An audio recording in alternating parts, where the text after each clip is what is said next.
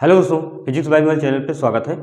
और आज हम पढ़ते हैं लेंस के बारे में। जैसा कि बोर्ड पे लिखा हुआ है लेंस, तो इसके पहले हम परावर्तन पढ़ चुके हैं, अपवर्तन पढ़ चुके हैं। तो अपवर्तन में हमने ये जाना कि प्रकाश किरण एक माध्यम से दूसरे माध्यम में जाती है तो अपवर्तन होता है।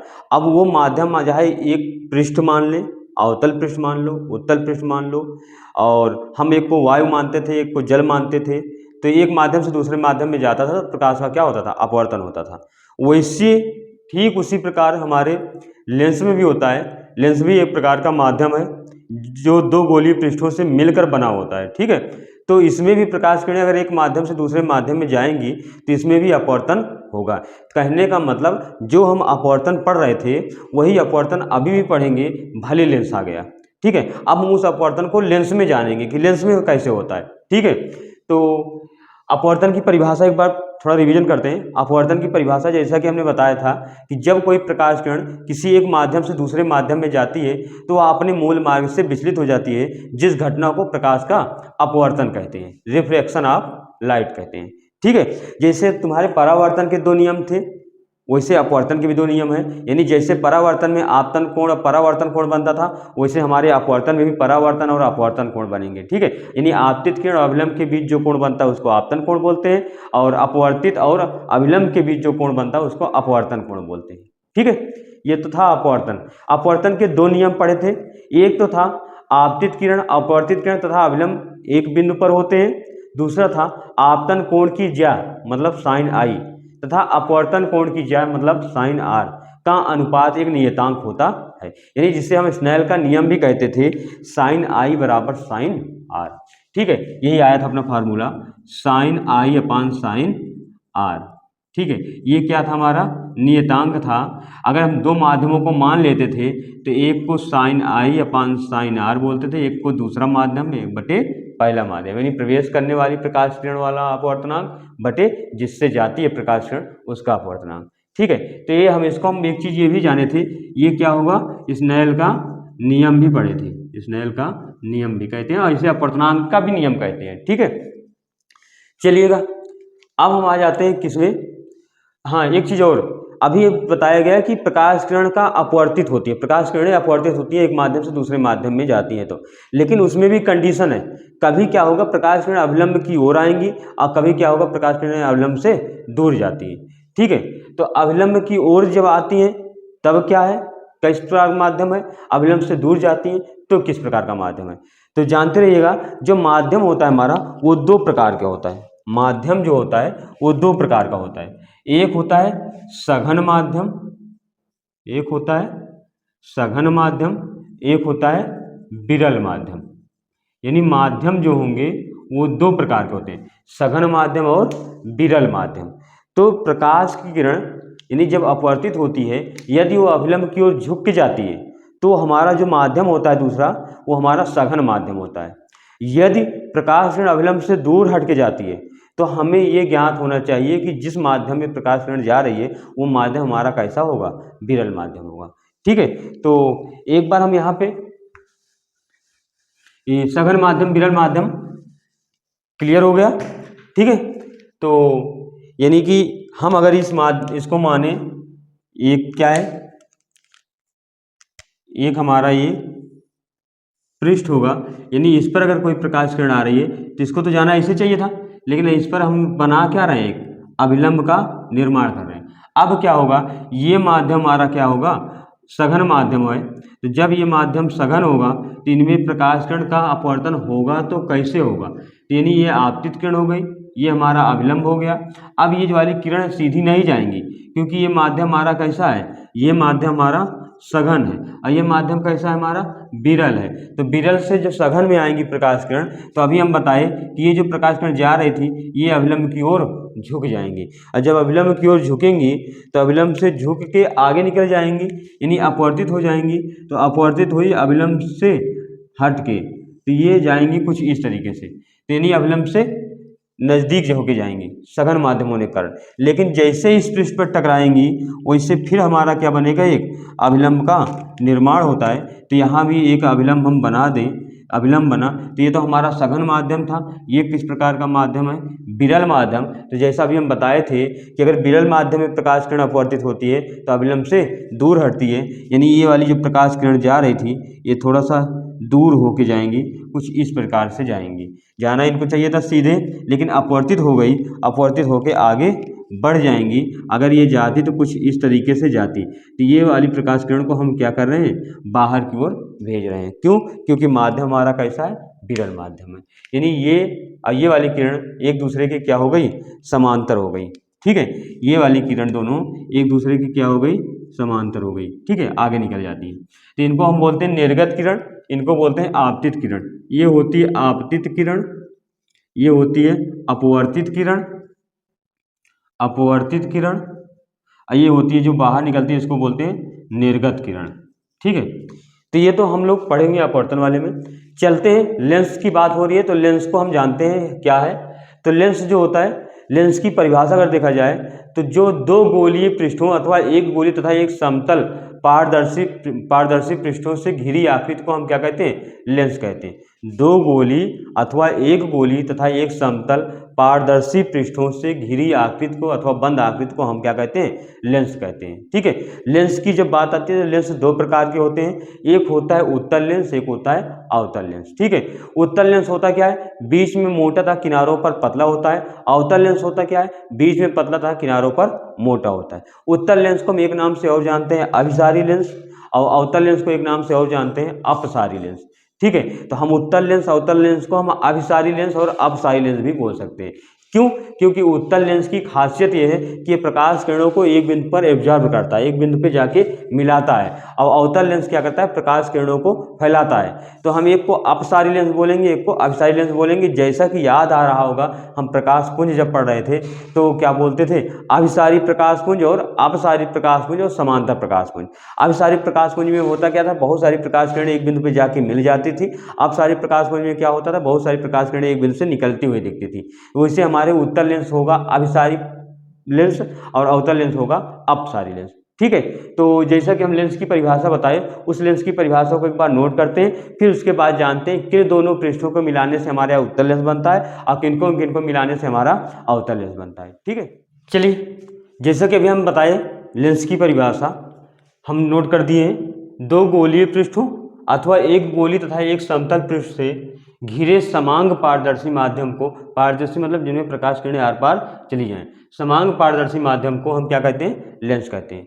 फिर सुनिएगा, दो गोलीय पृष्ठों अथवा एक गोली तथा एक समतल पारदर्शी समांग माध्यम को हम क्या कहते हैं? लेंस कहते हैं। लेंस मुख्यतः दो प्रकार के होते हैं, उत्तल लेंस और अवतल लेंस। जैसे हम 12th में पहुंचेंगे तो मुख्य होते दो ही हैं, लेकिन सबके तीन तीन प्रकार होते हैं, उत्तल लेंस, उत्तलावतल लेंस, उत्तल लेंस और अवतलावतल लेंस। तो ये 6 प्रकार के होते हैं। तो मुख्यतः हमारे दो ही प्रकार के लिए गए हैं, उत्तल लेंस और अवतल लेंस। ठीक है, तो उत्तल लेंस वैसा कि हम परिभाषा जानते हैं, जो बीच में मोटा था किनारों पर पतला होता है, कैसा होता है? उत्तल लेंस होता है। अवतल लेंस होगा बीच में पतला तो किनारों पर मोटा होता है। उत्तल लेंस को अभिसारी लेंस कहते हैं, अवतल लेंस को अपसारी लेंस कहते हैं। तो ठीक है, अब ये देखते हैं उत्तल लेंस किन किन पृष्ठों को मिलाने से बनता है। तो हम एक काम करते हैं, दो गोलीय पृष्ठों को लेते हैं, दो गोलीय पृष्ठों को लेंगे तो एक गोलीय पृष्ठ ये ले लेते हैं, एक गोलीय पृष्ठ ये ले लेते हैं। ठीक है, ये हमारे दो गोलीय पृष्ठ हो गए।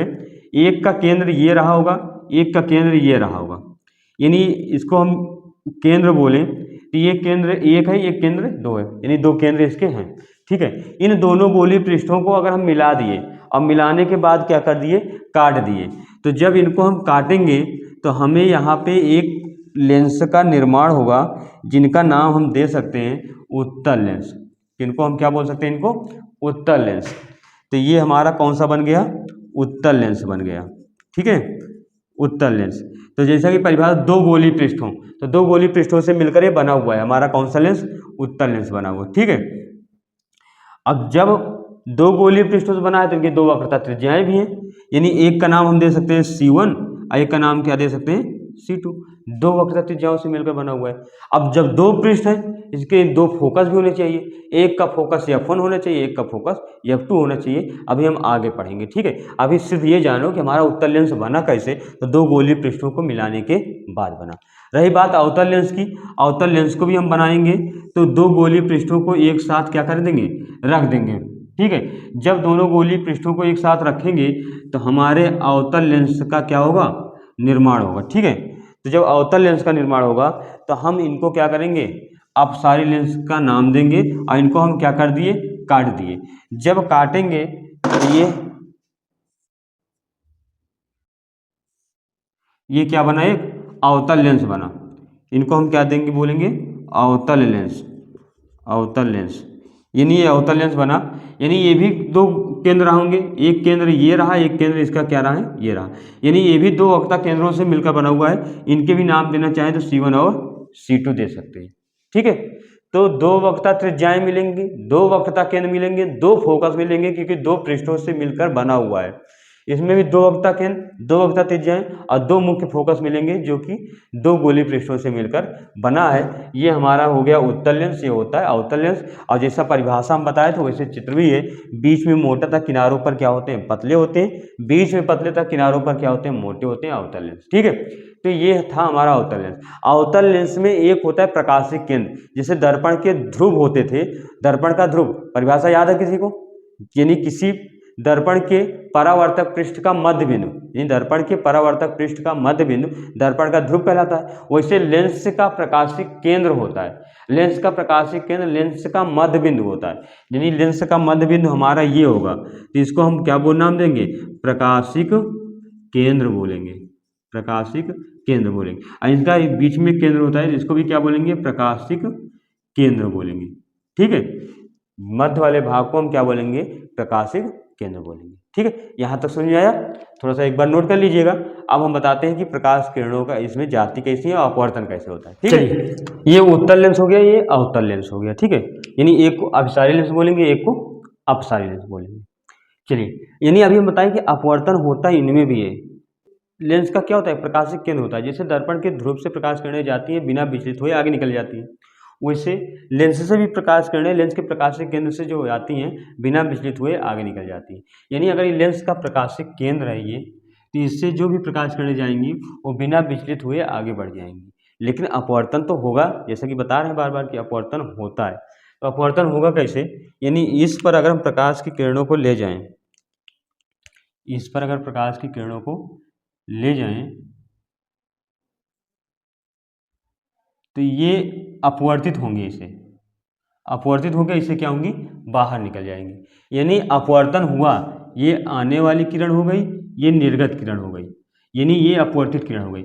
बस बात ये हुई कि इस पृष्ठ से आई तो अपवर्तन हुआ, इस पृष्ठ से निकली तो अपवर्तन हुआ, लेकिन मध्य में कहीं अपवर्तित हुई नहीं हुई। बस यही एक इसका एक रीजन है कि जो प्रकाशिक केंद्र से प्रकाश किरणें जाती हैं मतलब कि विचलित नहीं होती हैं। लेकिन वास्तव में विचलित कहाँ से होंगी, विचलित तो पृष्ठ से होंगी, विचलित तो इस पृष्ठ से होंगी। तो ये वाले प्रकाशिक केंद्र से प्रकाश किरणें जाने वाली विचलित नहीं होती हैं। वैसे इसमें भी होता है, जो इससे होके जाएंगी वो क्या होंगे, इससे बाहर निकल जाएंगी, यानी इसके प्रकाशिक केंद्र पे विचलन नहीं होता है। ठीक है, चलिएगा लेंस संबंधी कुछ परिभाषाएं पढ़ते हैं। मुख्य अक्ष, तो मुख्य अक्ष क्या होगा, लेंस के दोनों गोलीय पृष्ठों के वक्रता केंद्र C1 और C2 से होकर जाने वाली प्रकाश किरण को हम मुख्य अक्ष कहते हैं। लेंस के दोनों वक्रता केंद्र, जैसे हमारा ये क्या था, लेंस था, तो एक वक्रता केंद्र ये था C1, एक वक्रता केंद्र क्या था यहाँ पे C2। तो लेंस के दोनों पृष्ठों के वक्रता केंद्रों C1 और C2 से होकर जाने वाली प्रकाश किरण को हम क्या कहते हैं, मुख्य अक्ष कहते हैं। चलिएगा देखते हैं प्रकाशिक केंद्र है क्या। तो अभी हम बताए जो लेंस का हमारा मध्य बिंदु होता है वो प्रकाशिक केंद्र होता है, जैसा चित्र बना के बताए थे। इसके अंदर मुख्य अक्ष पर स्थित वह बिंदु जिससे होकर प्रकाश किरण अपवर्तन के पश्चात आपतित किरण के समांतर निकल जाती है। फिर सुनेंगे, लेंस के अंदर मुख्य अक्ष पर स्थित जिस बिंदु से होकर प्रकाश किरण अपवर्तन के पश्चात आपतित किरण के समांतर निकल जाती हैं, उस बिंदु को लेंस का प्रकाशिक केंद्र कहते हैं और इसे हम कैपिटल C से प्रदर्शित करते हैं। फिर से, लेंस के अंदर मुख्य अक्ष पर स्थित वह बिंदु जिस बिंदु से होकर प्रकाश किरण अपवर्तन के पश्चात आपतित किरण के समांतर निकल जाती हैं, उस बिंदु को लेंस का प्रकाशिक केंद्र कहते हैं। यानी अगर हम लेंस का ये बना ले मुख्य अक्ष, तो यानी यहाँ से अगर प्रकाश किरण आ रही तो अपवर्तित होके फिर क्या हो रही बाहर। तो ये अगर ये वाली सीधी जाती तो कुछ ऐसे जाती और ये एक दूसरे के क्या हैं, समांतर हैं। तो यही परिभाषा हुई कि लेंस के अंदर मुख्य अक्ष पर स्थित वह बिंदु जिस बिंदु से होकर प्रकाश किरण अपवर्तन के पश्चात आपतित किरण के सापेक्ष समांतर निकल जाती हैं, क्या होता है, उस बिंदु को लेंस का प्रकाशीकरण। तो ये अपवर्तित किरण आपतित किरण की क्या हो रही है, समांतर निकल जा रही हैं, यानी ये हमारा क्या होगा, प्रकाशिक केंद्र होगा। ठीक है, इसे हम C से प्रदर्शित करते हैं। ठीक है, लेंस के मुख्य अक्ष के समांतर आने वाली प्रकाश किरण अपवर्तन के पश्चात जिस बिंदु से होकर जाती हैं अथवा जिस बिंदु से आती हुई प्रतीत होती हैं, वह हमारा क्या कहलाता है, मुख्य फोकस कहलाता है। ठीक है, तो जैसा कि हम यहाँ पे बना दें, मुख्य फोकस क्या होगा, यानी ये हमारा अगर उत्तल लेंस है तो यहाँ पे क्या होंगे, मुख्य अक्ष के समांतर अगर प्रकाश की किरणों को ऐसे ले जाएं तो ये अपवर्तन के पश्चात एक बिंदु पे क्या करेंगी, जाके मिल जाएंगी, एक बिंदु पे मिल जाएंगी। तो ये इसका क्या कहलाएगा, मुख्य फोकस कहलाएगा, मुख्य फोकस कहलाएगा। यही अगर अवतल के लिए देखें तो परिभाषा हम दोनों एक ही में बताएं। अवतल के लिए देखें तो ये क्या होंगी,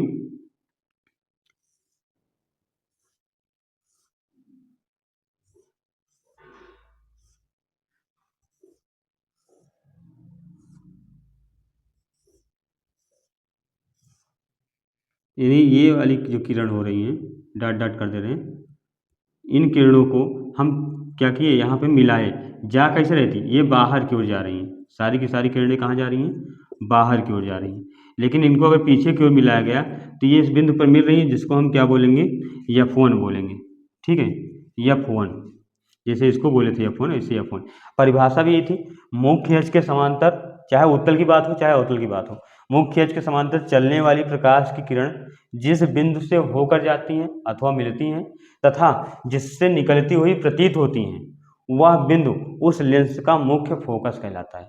ठीक है, उस लेंस का मुख्य फोकस कहलाता है। लेकिन दूसरा है उत्तल लेंस का प्रथम मुख्य फोकस। तो हम पहले पढ़ते हैं उत्तल लेंस का प्रथम मुख्य फोकस। तो उत्तल लेंस का प्रथम मुख्य फोकस होगा कि लेंस के मुख्य अक्ष पर स्थित वह बिंदु जिससे चलने वाली प्रकाश किरण लेंस से अपवर्तन के पश्चात मुख्य अक्ष के समांतर हो जाती हैं, वह उस लेंस का प्रथम मुख्य फोकस कहलाता है।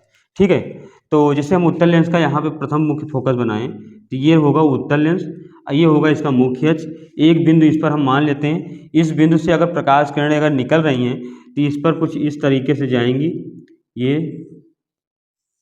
और ये क्या होंगी, मुख्य अक्ष के समांतर हो जाएंगी। ये भी क्या होंगी, मुख्य अक्ष के समांतर, ये भी मुख्य अक्ष के समांतर, ये भी मुख्य अक्ष के समांतर। तो परिभाषा में बोले तो हमारा क्या हुआ, बिंदु हमारा क्या कहलाएगा, प्रथम मुख्य फोकस कहलाएगा। फिर सुनेंगे, लेंस के मुख्य अक्ष पर स्थित वह बिंदु जिससे चलने वाली प्रकाश की किरण अपवर्तन के पश्चात मुख्य अक्ष के समांतर हो जाती हैं, वह बिंदु उस लेंस का प्रथम मुख्य फोकस कहलाता है। ठीक है, ये तो हो गया उत्तल लेंस का प्रथम मुख्य फोकस।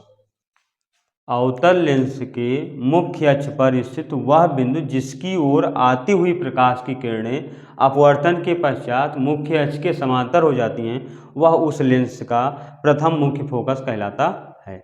फिर सुनेंगे, अवतल लेंस के मुख्य अक्ष पर स्थित वह बिंदु जिसकी ओर आती हुई प्रकाश की किरणें, देखो इसकी ओर आ रही है ना, जिसकी ओर आती हुई प्रकाश किरणें अपवर्तन के पश्चात मुख्य अक्ष के समांतर हो जाती हैं, वह उस लेंस का प्रथम मुख्य फोकस कहलाएगा। यानी अवतल लेंस का प्रथम मुख्य फोकस हमारा कौन सा होगा, ये होगा F1। अवतल लेंस का प्रथम मुख्य फोकस F1 होगा।